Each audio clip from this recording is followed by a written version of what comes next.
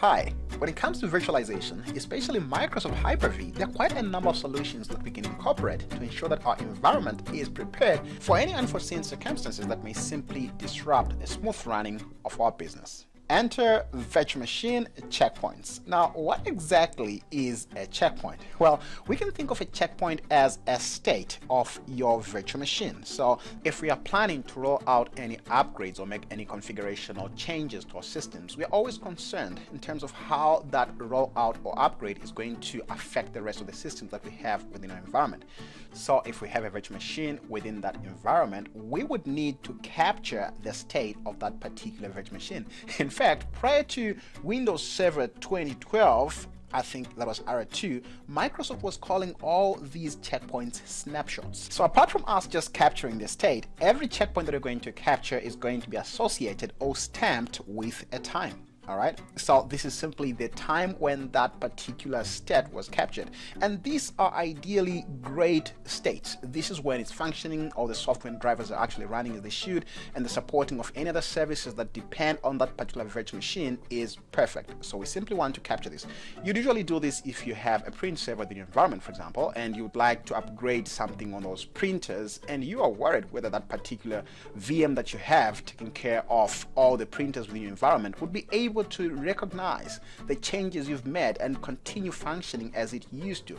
So what you'd simply need at that particular point is a checkpoint. All right, so in your environment, let's take for example that is your main server, the hardware server, and on top of that you have your hypervisor. In that case, maybe it could be a Hyper-V, and then you have the various hosts that you have within your environment. So that is maybe host 1 and host 2, and one of them happens to be a print server. So in this case, if I'm going to be running any upgrades on my printers within my environment, before I could go and roll out that upgrade over here, I would simply go to that print server and ensure that I do a checkpoint. All right, and once the checkpoint is ready, then I would come here and take care of all the upgrades and whatever has to be done in this section. And if I fire up this particular printer and everything else functions properly, then we're good to go. However, in the event that things didn't work as they should, we would simply revert to the previous checkpoint, looking at the various times that we actually captured those checkpoints that we have in the environment,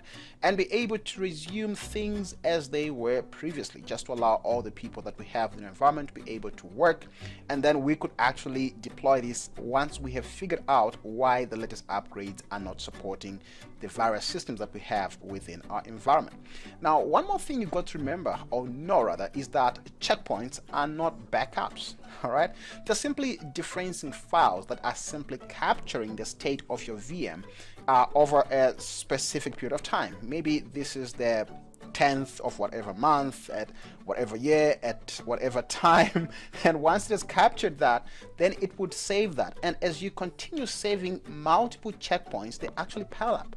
You have to take time to actually manage that, to ensure that you do not run out of space because of creating multiple checkpoints on your systems. So apart from filling up our storage, checkpoints would also slow down our systems as they pile up. The more checkpoints we have, the more we are likely to see systems that are becoming slower and slower. It is very important that if you really need your checkpoints to always be available for whatever purposes, you've got to save them elsewhere, because in the event that your virtual hard disk fails, then all those checkpoints will be lost. So those are actually the differences. Your checkpoints will fill up your system, whereas backing up data consumes less space by using techniques such as deduplication and data compression, etc.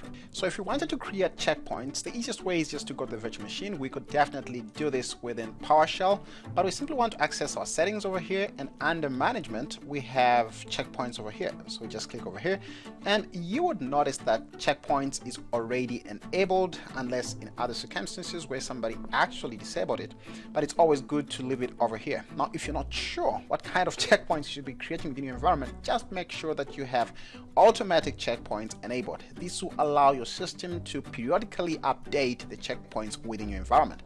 So with that in place, you'd also notice notice that under the enable checkpoint feature, we have production checkpoints. Now, if we'd like to do a bit of customization, deciding which information should actually be captured in terms of running applications, etc., then we can actually rely on production checkpoint features. But if we just want standard checkpoints, then we can simply go ahead and select standard checkpoints. Now, these would mainly be dependent on the kind of information you would like to have at the end of the day.